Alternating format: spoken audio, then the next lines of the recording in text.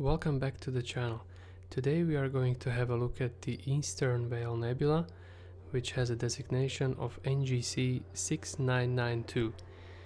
I shot this target a couple of weeks ago and it's nearly 4 hours, so not a lot of integration. I took, I think, 42 5-minute sub-exposures, and this is the result. This is the master file that was thrown out by WBPP in PixInsight, and right now I'm going to do my best to show you how I edit this masterpiece. Potentially masterpiece. Hopefully. Let's go. Just a little comparison before we start. This is a shot I took 2 years ago, about this time in November 2021. So hopefully it will be better than this one.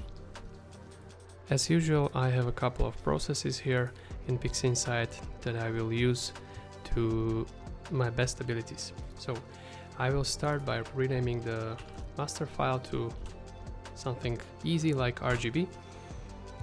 And I will now open the ScreenTransferFunction and unlink the channels so we can better see the color we are working with.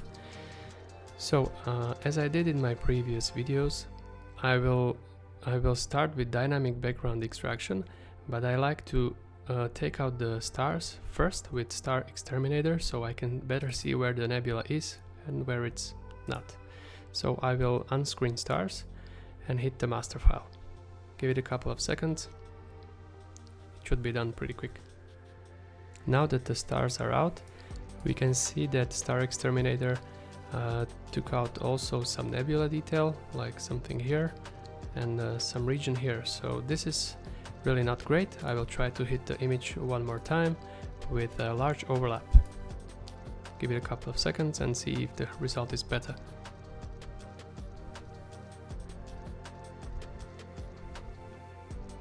And here we have the result, and I see immediately that it is really better, but StarXTerminator is still taking out some of the nebulosity, like some filaments here, but I will not worry about that too much.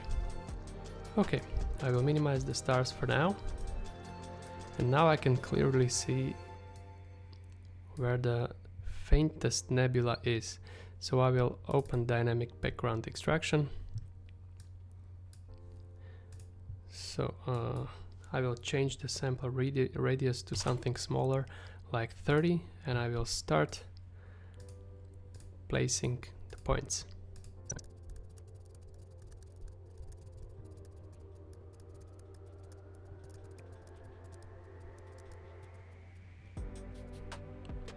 Now that I placed all the sample points, I see here in the dynamic background extraction window here that some pixels are colored, so I will need to raise the tolerance from 2 to maybe something like 3 and hit apply.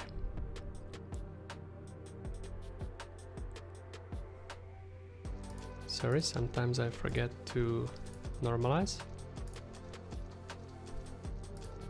Auto stretch the image and we can see the result, and this is the background model, which seems fairly accurate because immediately I can see here at the top portion the image is darker, as it should be, so that's correct, and the same thing applies here to the bottom. Okay, I will close that and I will examine this background extracted view a little bit more. So on the first look it really looks not bad. I don't see any major drawbacks. Just maybe it's a little bit darker in this area, and apart from that I think it's really good. So maybe just I will place one more point in here. Give it a go.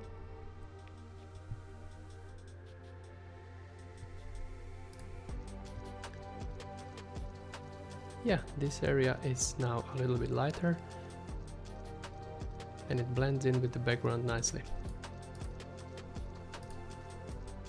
Just a quick comparison. Yeah, Okay, I will stick with this version. Great. Now I can rescreen the stars back. For that I will use the Screen Stars script, which was I'm very glad actually it was produced by Mr. Bill Blanchon and Mr. Mike Cranfield. It works like charm.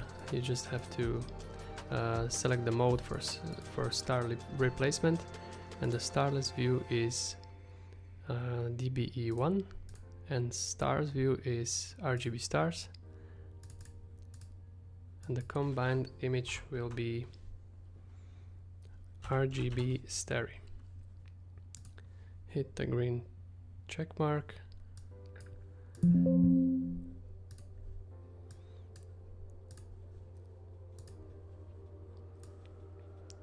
And the stars are back, and we can continue. So the next logical step will be SpectroPhotometricColorCalibration. I will open that, reset the tool with this button at the bottom right. This shot was taken by Ultimate filter, so I will choose that for all three channels, the RGB, and I will use background neutralization. I will, as usual, select some region where not a lot of things is happening. This region of the sky is really full of stars, so I don't have much choice. This area is pretty good for this purpose. The small preview has to be selected in the region of interest. I will now try to do SPCC, but immediately I was stopped by the console, which says the image has no valid astrometric solution. So I will keep this window opened, and before I can continue, I will use script image analysis ImageSolver.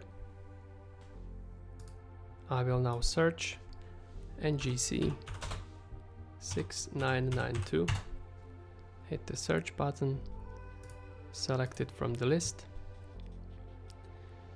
and here I have to input the correct focal length, which is 481 millimeters, and the correct pixel size, which for my camera, the ZWO ASI 294MC Pro, which is the color version, the pixel size is 4.63 micrometers.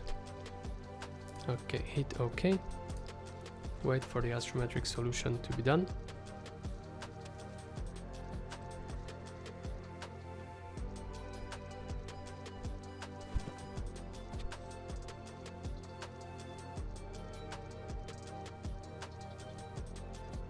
The ImageSolver is now done. We can proceed back to SPCC. So hit the image with the triangle and wait for it to get its job done.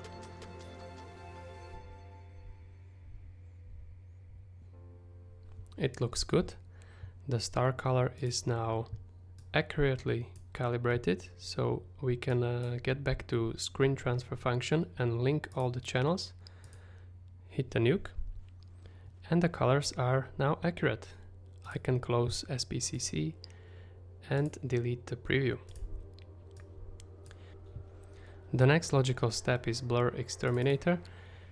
So I will just raise the value for sharpened stars because I like them a little bit sharper, and in this case there's really a lot of stars, and I will use this correct first option, which is used for correcting more serious aberrations, and in this case they're not too serious, but my spacing is not really accurate.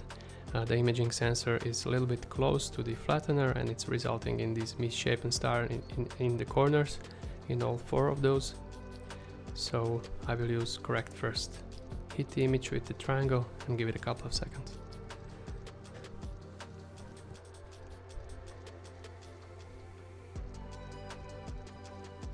The result is unbelievable as usual. This is probably my favorite part of editing when I see the result of BlurXTerminator. It truly is a game changer. Like, look at these filaments. This is before and after. Before and after. It really increases the level of detail.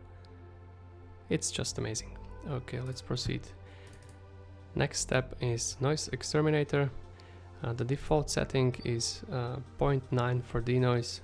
I like to lower it a little bit to maybe 0.75.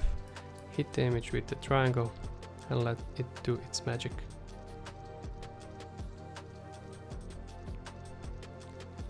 Okay, zoom in to the view a little bit, just to compare before and after. Yeah, the noise is nearly gone. In this image there is mainly the color noise. I'm not sure if you can see it, but NoiseXTerminator is doing extremely well.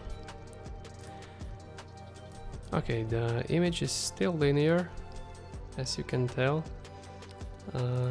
So we're now going to proceed with StarXTerminator to separate the stars from the nebula, like we did a couple of minutes ago, and then we will stretch.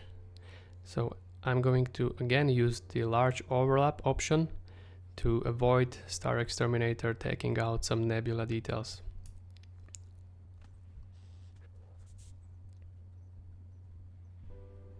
It is now done. And again, I see there is some serious amount of nebulosity taken out by StarXTerminator, but it's okay. It's not really a problem.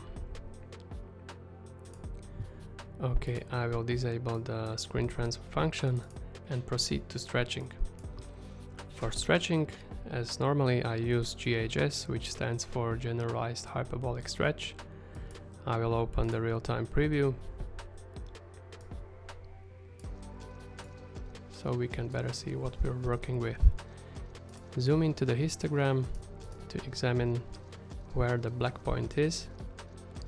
I will change the transformation type to linear and get the data a little bit closer to the left. Hit apply, reset the tool. Now we can start stretching. I will take the symmetry point and move it to the right side of the peak and stretch using the stretch factor slider. Give it a fair amount of stretch, not too much for the first time, something like 6. Raise the local intensity a little bit so we don't overcook the highlights. Zoom out of the histogram. A little bit more for the local intensity. Something like 3.5. Hit apply, reset the tools. For the second round of stretch, I would like to go for this really faint nebulosity, which is this kind of tail just above the main part of the nebula, something like here. I will send this value to symmetry point and start stretching.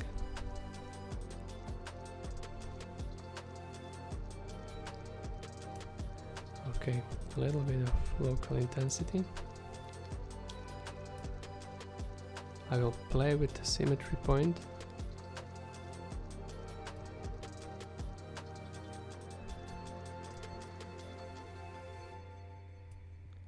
Yeah, something like this. Now the tail is clearly visible. We will try to pull it out even more later with curves.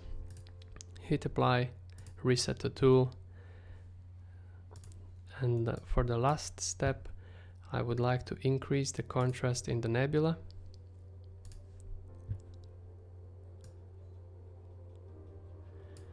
So I will go for these brighter areas and stretch it a little bit. Yeah, this really increases the contrast, which is nice. Okay, that should do the trick. Now we can see that the highlights are a little bit too bright, so we will use the Protect Highlights slider and slide them down a little bit.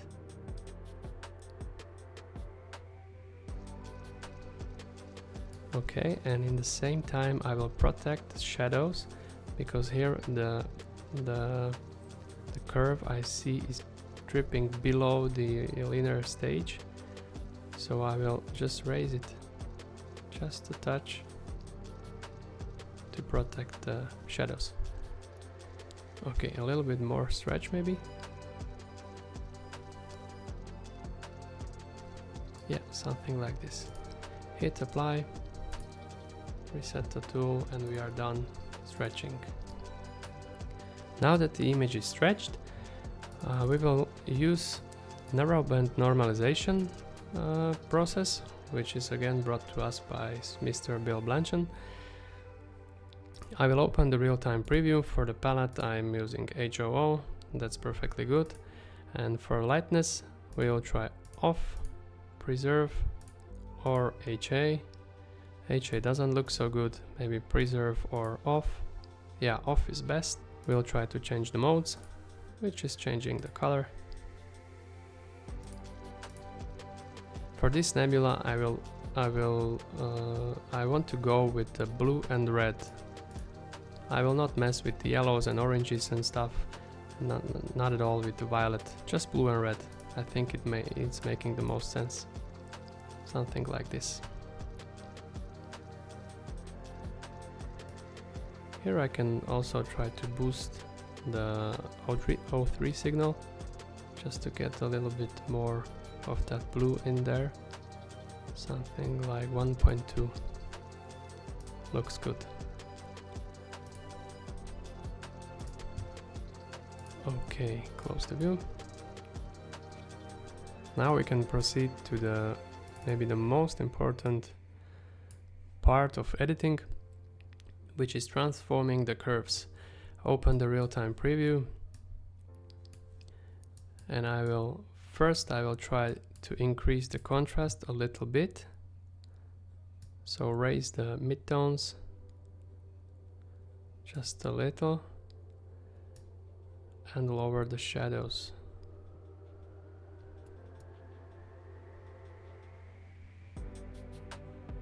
I won't be raising the midtones or the highlights, because this portion of the nebula is already too bright, so I will try to be gentle with that.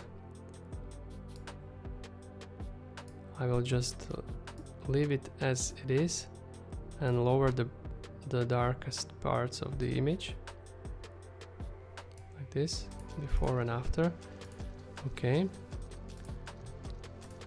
and I will raise the saturation a little bit.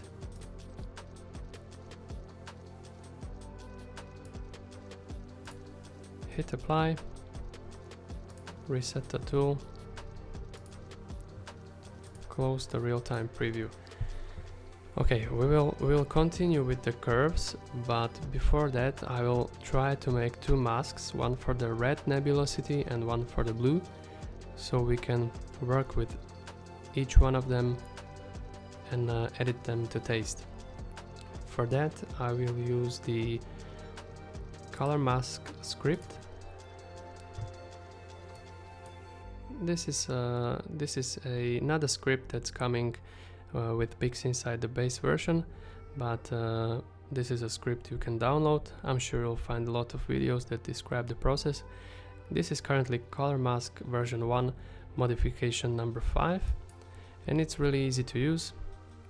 I will just click on the red to select the red portion, maybe play with the sliders to catch some orange if there is some, hit OK, and it will generate a beautiful mask which is catching all the red nebulosity, which you can see here. It even got a faint tail, which is the part I'm maybe the most interested in. Okay, this is the red mask. I will use a process called convolution just to soften it a little bit. Standard deviation, maybe something like 10. Hit it once, hit it the second time. That's good. I will rename the mask to red, or maybe HA would be more accurate, but it's okay. Launch ColorMask one more time. For this time we are going to use the blue button, and I will again play with these sliders to catch the cyan as well, something like this. Hit OK, wait for the mask to generate, and once again I will hit it with convolution, standard deviation 9.8 like before, hit it twice so it's softer, and rename the mask to blue.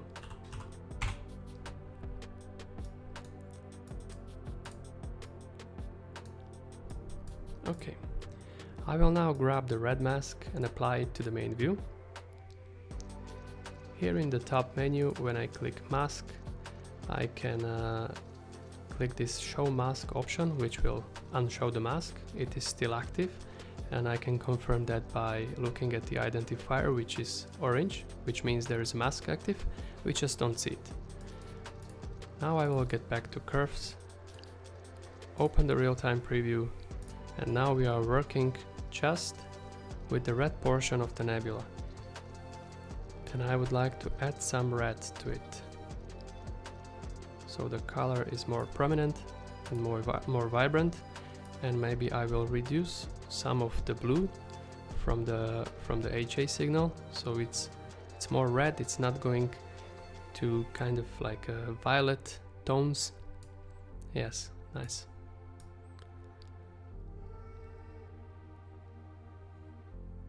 And if I reduce some of the green color, it's turning a little bit to the pink side, which is not bad. I like that. Okay, something like this.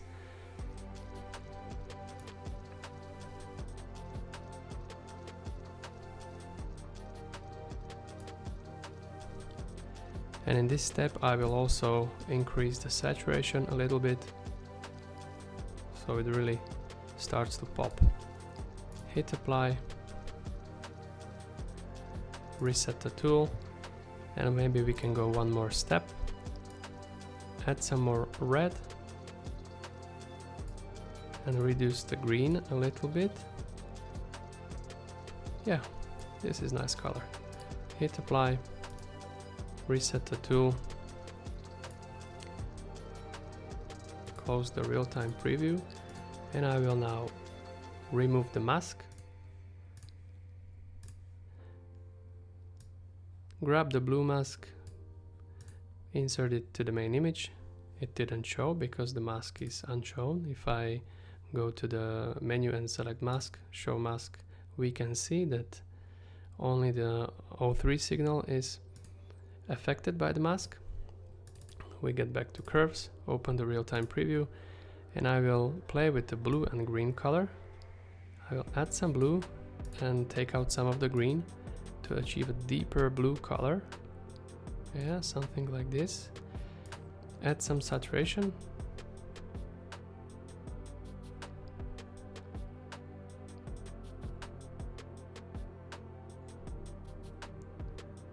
Yes, nice. Hit apply. Reset the tool, and I will go for it one more time. Add some blue. Remove some of the green. So I'm turning from the teal, I'm turning from the teals to more blues, but not too much because it starts to turn violet, and that's not what I like. So just a little bit of the green out. Hit apply. I like it. Okay, we are now done with the masks, so I can get rid of them.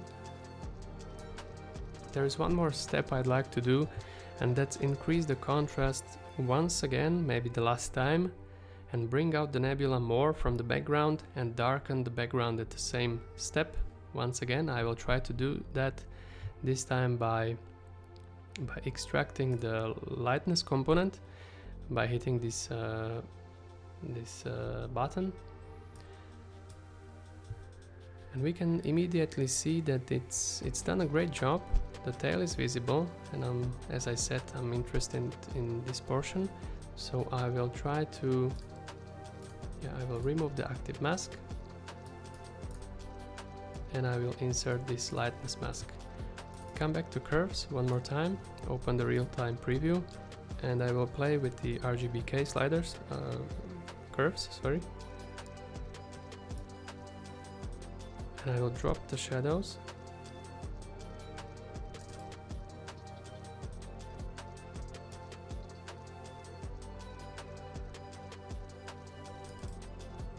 And I will try to raise the midtones,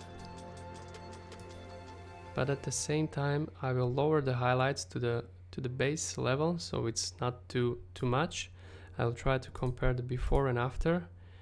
I'm mainly looking at this tail. It is a little bit more visible. If I raise it a little bit higher, let's see where it gets us. Yeah, that's not bad, but the nebula, the brightest parts are a little bit too much, so I will lower it. Yeah, something like this. Hit apply, reset the tool, and now I will get back to the mask menu, and I will invert the mask, which now means that the darkest background is selected and it will be affected by curves. So if I just grab this and pull it down, the background is getting darker, so that's what we need for this step. Just a subtle change, a little bit darker. Yeah, before and after, something like this. Okay, hit apply, reset the tool, and in this step I can also desaturate the background a little bit, so there's not much of the residual color noise remaining, just a touch. I can now get rid of the mask, close curves, close the real-time preview,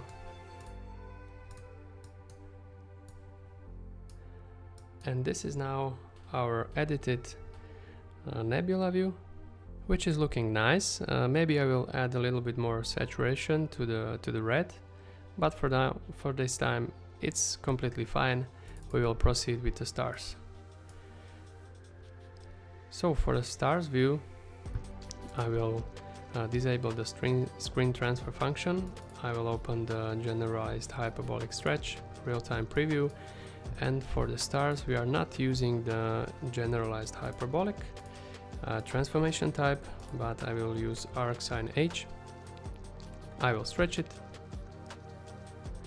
I'm interested in seeing a lot of stars, not too much.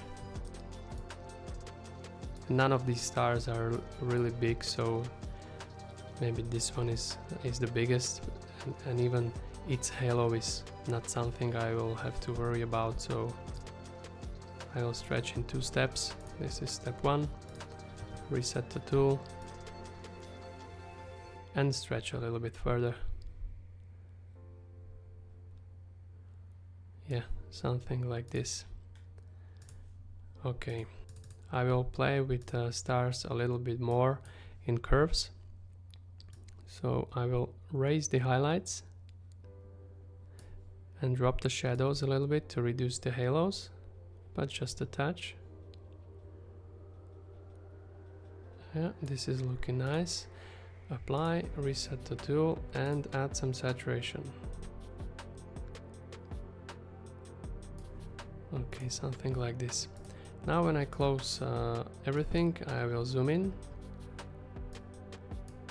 and I see that some of the stars are really green, and that's not something we want. So the simplest tool to get rid of this problem is the SCNR. I will use value something like 0.9, hit the image that just got rid of the green. And now if I hit Ctrl I on the keyboard, I will invert. And if I hit the image again with SCNR and I'm removing green again, the effect is that on the inverted image, if we remove green and I invert back, the result is that actually the violet star is the violet color is removed from the stars. So all that's left is actually the yellow, orange and red stars and some of the blue stars. So I can get back to curves and hit it with more saturation, and now we can really see that. If I zoom in, now we really can see that some of the stars are orange, some are blue, some are white. Yeah, like this one. It's nice.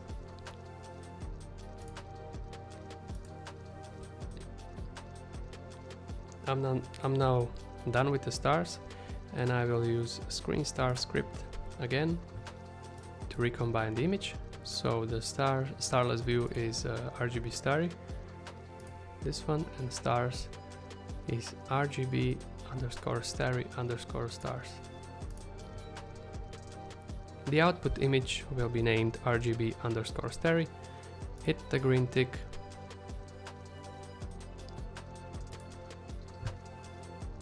Get rid of these components, and here we can see first glance of our final product. As I'm looking at it, it's looking pretty good. I'm not going to win any awards for this one, but that's okay. I will do some final touches in curves just to see if I can get it to look a little bit better.